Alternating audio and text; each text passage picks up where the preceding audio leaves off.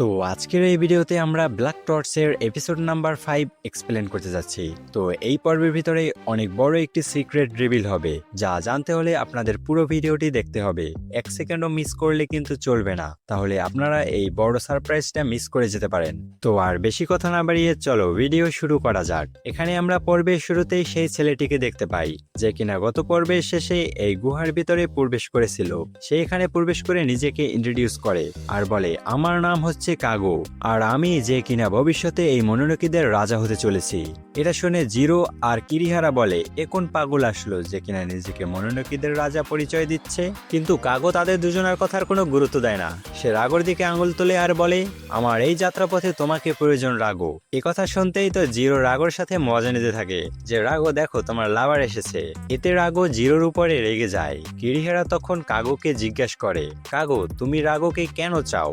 এর উত্তরে কোগা বলে, কারণ রাগোর পাওয়ার অনেক বেশি কুল, সেজন্য আমার রাগোকেই চাই। তার এইসব চাইল্ডিশ কথাবার্তা শুনে কিরিহারা বলে, এই তো আর একজন মক্কেল এসে গেছে যে কিনা একদম তোমার মতো জিরো। অন্যদিকে কোগা, যে কিনা নিজের মতো কথা বলে যাচ্ছিল যে হিউম্যান তো এমনিতেই মরে যায় বয়স হওয়ার পরে, কিন্তু আমরা এই মনোনকিরা যারা কিনা এক ধরনের ইনমর্টাল, কিন্তু আমাদের স্পিরিচুয়াল এনার্জি এক সময় শেষ হয়ে যায়। কিন্তু এই রাগোর ব্যাপারে সেটা সম্পূর্ণ আলাদা। রাগো এমন একজন মনোনকি যে কিনা অনেক বছর না খেয়ে না ঘুমিয়ে একেবারে যে কোনো ভাবে সে বাঁচতে পারে।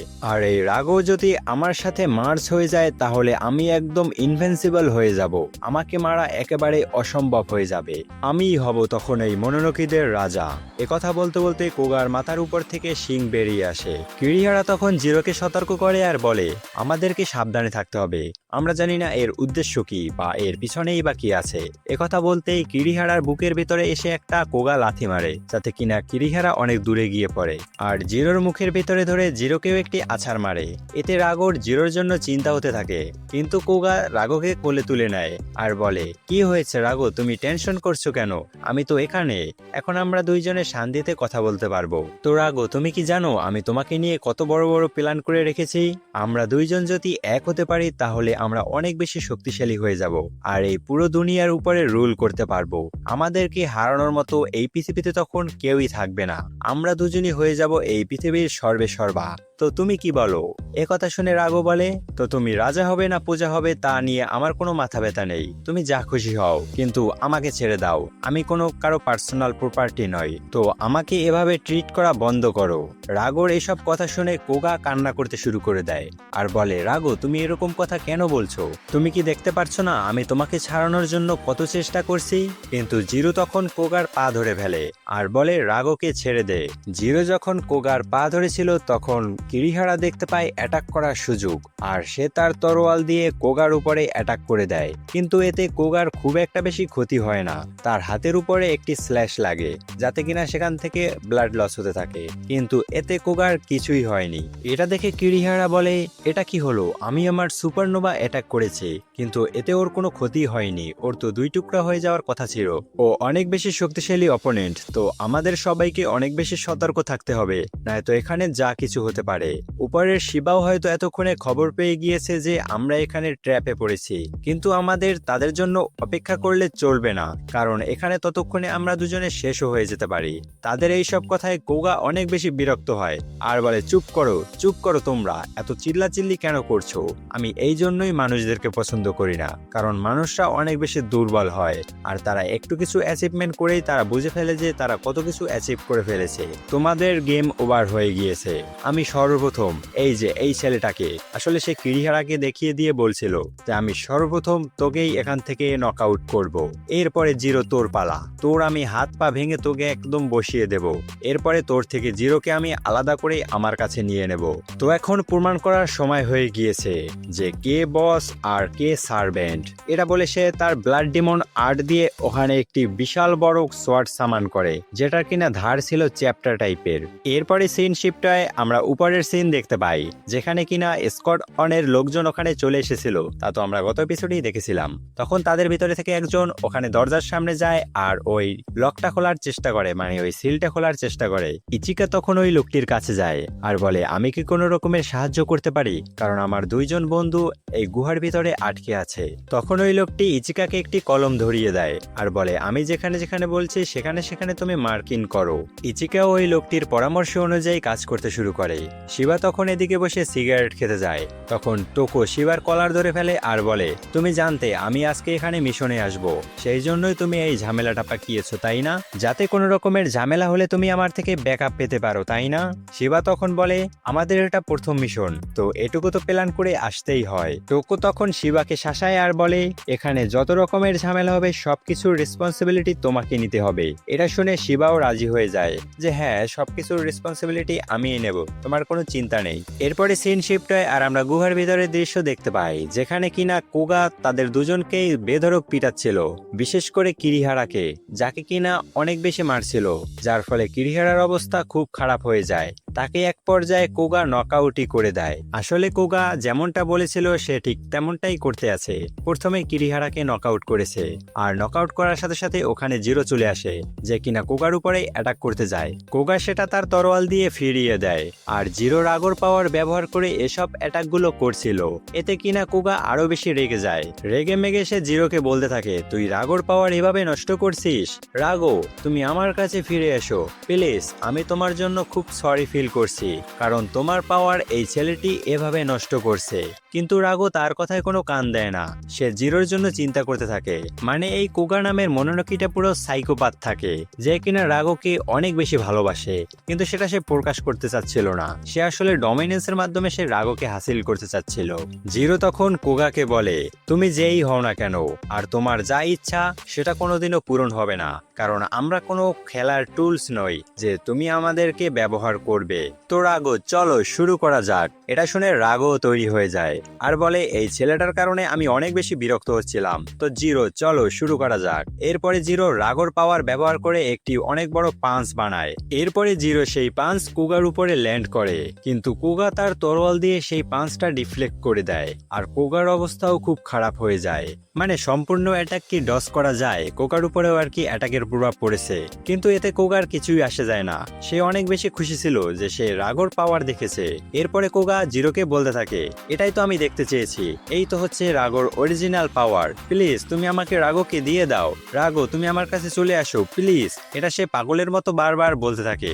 আর তারা দুজন তখন উপরে কিছু খেয়াল করে, মানে উপরের সিল হয়তো তারা ভাঙতে চলেছে, সেটা তারা অনুভব করতে পারে। কোগা বিষয়টা বুঝতে পেরে এখানে একটি গেট ওপেন করে আর জিরোকে বলে, বাই বাই, পরে দেখা হবে। এটা শুনে জিরো বলে, তুমি এখান থেকে পালিয়ে যাচ্ছ? আর তখন কোগা বলে, না আমি পালাচ্ছি না, আমি আমার ঘরে চলে যাচ্ছি। কিন্তু জিরো বলে, এটা তো একই কথা, তুমি তো এখান থেকে পালিয়েই যাচ্ছ। কোগা তখন বলে, তুমি কি বলছো আমি পালিয়ে যাচ্ছি? আমি যে কোনো সময় তোমাকে মেরে ফেলতে পারি, কিন্তু আমি তোমাকে বাঁচার একটু সুযোগ করে দিলাম, কারণ আমি যদি তোমাকে মেরে ফেলি তাহলে রাগও মারা যাবে, আর আমি রাগোকে হারাতে চাই না। তোমাকে আমি দেখে নিচ্ছি, এর পরের বার যখন তোমার সাথে দেখা হবে তখন আমি রাগোকে তোমার ভিতর থেকে বের করে আমার কাছে নিয়ে আসব। তো বাই দ্য ওয়ে, তোমার নাম কি? এরপরে জিরো বলে, আমার নাম হচ্ছে জিরো আজুমা। আজুমা নামটা শুনে কোগা একটু অবাক হয় আর এরপর কোগা হাসতে থাকে যে তুমি আজুমা ফ্যামিলির, তো তুমি হয়তো সেই লোকটার ছেলে হবে। এটা শুনে জিরো বলে, কোন লোকটা, তুমি কি মিন করতে চাচ্ছ? কিন্তু কোগা তার কথার কোনো উত্তর দেয় না। সে ওই গেটের ভিতরে চলে যায় আর বলে, বাই বাই, আবার দেখা হবে। এরপরে ইচিকা আর ওই লোকটি এসে জিরোকে উদ্ধার করে নিয়ে এখান থেকে চলে যায়। অন্যদিকে আমরা শিবাকে দেখতে পাই, যে কিনা স্কোয়াড অনের ওই টোকোর সাথে কথা বলছিল। টোকো আর কি বলছিল যে এই সব কিছুর রেসপন্সিবিলিটি তোমার, তোমাকে হাইকমান্ডকে গিয়ে এর জবাবদিহিতা করতে হবে। শিবাও এর জন্য রাজি হয়ে যায়। সেন শিফটে আমরা কিছুক্ষণ পরের দৃশ্য দেখতে পাই, যেখানে কিনা কিরিহারা, জিরো, ইচিকা আর শিবা ছিল। শিবা তখন তাদের সবাইকে জিজ্ঞেস করে, তোমাদের কি হয়েছে, প্রত্যেকের মুখ এভাবেই হয়ে আছে কেন? কিরিহারা তখন বলে, আমি ওই ফাইটে খুব একটা সাহায্য করতে পারিনি, আমাকে অনেক বেশি শক্তিশালী হতে হবে। আর ইচিকাও তখন বলে, হ্যাঁ আমাকেও অনেক শক্তিশালী হতে হবে, আমি তো নিজ থেকে ওই গেটটাও ভাঙতে পারিনি। কিন্তু এদিকে জিরো অন্য চিন্তায় ছিল, যে সে তার বাবার কথা চিন্তা করছিল। যে সে বলে, আমি তো ছোটবেলা থেকে আমার দাদার সাথে ছিলাম আর আমার ডগ নাচির সাথে, জানো আমার দাদা হচ্ছে আমার বাবা আর আমার ডগ নাচি হচ্ছে আমার মা, আমরা এরকম ভাবে আমাদের ফ্যামিলিতে ছিলাম, আমি আমার বাবা মাকে তো কোনোদিন দেখতেই পাইনি। এ কথা চিন্তা করতে করতে কিছুক্ষণ পরে জিরো বলে, যা বলেছে বলুক, আমি আর এ বিষয়ে চিন্তা করব না, যা হবে সামনে দেখা যাবে। এরপরে আমরা তাদের তিনজনের ভিতরে কিছুক্ষণ তর্ক দেখতে পাই, মানে যেমনটা হয় আর কি, তারা তিনজন একসাথ হলেই নানান রকমের বিষয় নিয়ে ঝগড়া করতে থাকে। এরকম চলছিল আর কি বিষয়টা। সেম শিফটটায় আমরা কিছুক্ষণ পরের দৃশ্য দেখতে পাই, যেখানে কিনা সম্পূর্ণ ব্ল্যাক টর্চ স্কোয়াড একসাথে হয়েছিল। আর তখন শিবা তাদেরকে বলে, আমি তোমাদের সাথে একটি নতুন মেম্বারের সাথে পরিচয় করিয়ে দিতে যাচ্ছি। এরপরে ওখানে একটি মেয়ে তাদের উপরে লাফ দিয়ে পড়ে, আর সে একদম ডাফারের মতো লাফ দিয়ে ওখানে মুখ থুবড়ে পড়ে আর বলে, আমি কি লেট করে এসেছি? জিরো তখন বলে, হোয়াট দ্য হেল, এটা কে এরকম পাগলের মতো এভাবে লাফ দিয়ে পড়লো? শিবা তখন তাদের সাথে এই মেয়েটির পরিচয় করিয়ে দেয় আর বলে, ওর নাম হচ্ছে ফুয়ু, আর ও একজন মনোনকি। কিন্তু সব মনোনকি খারাপ না। যেমন ফুয়ু আমাদের আন্ডারে আছে, সে আমাদের হয়ে কাজ করে, আর ওর পাওয়ার হচ্ছে ইলিউশন দেখিয়ে মানুষকে কন্ট্রোলে রাখা। আর সামনে সময় যত যাবে তোমাদের সামনে এরকম অনেক শক্তিশালী মনোনকি পড়বে, যাদের কিনা এরকমের ইলিউশন দেখানোর ক্ষমতা অনেক বেশি হাই থাকবে। তো এই জন্য তোমাদের ট্রেনিং করতে হবে। ফুয়ু তখন রাগোর দিকে খেয়াল করে আর বলে, ও তোমার নামই রাগো? আমি ভেবেছিলাম তুমি দেখতে অনেক আগলি হবে, কিন্তু না, তুমি তো গোলমটোল প্রিটিক্যাটের মতো দেখতে একেবারে। এটা শুনে রাগো রেগে যায় আর বলে, ক্যাপসুল সাইজের মেয়ে, তুই আমাকে কি বলছিস? এ কথা শুনে ফুয়ু রেগে যায় আর তাদের ভিতরে ঝগড়া শুরু হয়ে যায়। এরপরে সবাই ট্রেনিং এর জন্য প্রস্তুত হয়ে যায়, মানে ইলিউশন থেকে বাঁচার ট্রেনিং। এর জন্যই আসলে তারা ফুয়ুকে এখানে এনেছে। ফুয়ু একটা ইলিউশন সৃষ্টি করে, যার নাম থাকে লোটাস অফ ডিলিলিউমা। এতে তারা তিনজন ওই ইলিউশনের ভিতরে চলে যায়। শিবা তখন বলে, বেস্ট অফ লাক তোমাদের জন্য, আশা করি তোমরা ঠিকঠাক মতো ফিরে আসবে। সেন শিফটয় আর আমরা কিরিহারার ইলিউশন দেখতে পাই, যেখানে একটি গুহার ভিতর থেকে তার বড় ভাই বের হয় আর বলে, কি অবস্থা কিরিহারা, আশা করি তুমি অনেক বেশি স্ট্রং হয়ে গেছো, এই বলে তার উপরে অ্যাটাক করে দেয়। অন্যদিকে ইচিকার ইলিউশনের ভিতরে সে দেখতে পারে সে তার মায়ের সাথে গাছে পানি দিচ্ছে। তখন তার মা তাকে বলে, তুমি এভাবেই গাছের পরিচর্যা করবে আর তাদেরকে বড় করে তুলবে। কিন্তু ইচিকা তখন বলে, না, আমি বাবা আর তোমার মতো স্পাই হব। এ কথা শুনে তার মা বলে, না, এই কাজটা খুব বিপজ্জনক। ইচিকা আসলে দূর থেকে এই সব কিছু দেখছিল। ঠিক তখনই তাদের মেট ওখানে চলে আসে আর তার মাকে বলে, ম্যাডাম, মিশনে যাওয়ার সময় হয়ে গিয়েছে। ইচিকার জন্য এই দিনটা আর 5টা সাধারণ দিনের মতনই ছিল। সে ভেবেছিল তার মা মিশন থেকে আবার ফিরে আসবে, কিন্তু তার মা আর ফিরে আসে না। এরপর ইচিকা ডাইরেক্ট তার মায়ের ফিনারেল অ্যাটেন্ড করে। এরপর থেকে ইচিকা আরো কঠোর পরিশ্রম শুরু করে যাতে সে একজন স্পাই হতে পারে। এরপরে সে একজন স্পাই হয়েও যায়। কিন্তু একদিন তার মেট তার কাছে চলে আসে আর বলে, তোমার বাবা আমাকে তোমাকে কিছু একটা দেখানোর জন্য বলেছে।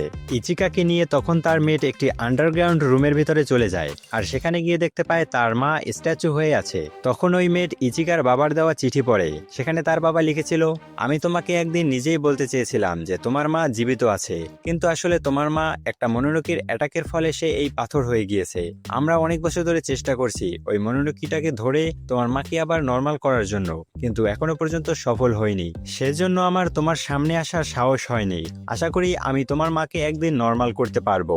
ইচিকা যখন তার মায়ের সেই কাচের বক্সটা টাচ করে তখন সে অন্য একটা ডাইমেনশনে চলে যায় আর সেখানে তার মা কথা বলতে থাকে আর বলে, ও ইচিকা, তুমি তো অনেক বড় হয়ে গিয়েছো, কিন্তু আমি তোমাকে এই স্পাইয়ের কাজ করতে বারণ করেছিলাম, তারপরও তুমি কেন করলে? আর ইচিকার মা একটি বড় ডেমন রূপে তার উপরে অ্যাটাক করতে নেয়। আসলে এই সব কিছুই একটা ইলিউশন ছিল। অন্যদিকে আমরা জিরোকে দেখতে পাই, যে কিনা কন্টিনিউ দৌড়ে যাচ্ছিল, কিন্তু সে কিসের জন্য দৌড়েছিল সে নিজেও জানে না। তখনই জিরোর সামনে একটি ভয়ঙ্কর শ্যাডো চলে আসে। শ্যাডোটিকে দেখে রাগো নিজের মনে মনে বলে, এই শ্যাডো তো একদম বাস্তবের মতো, তো এটা দিয়ে আমাদের অনেক বেশি ঝামেলা হতে পারে। জিরো অনেকক্ষণ ধরে এই শ্যাডোর থেকে পালাচ্ছিল।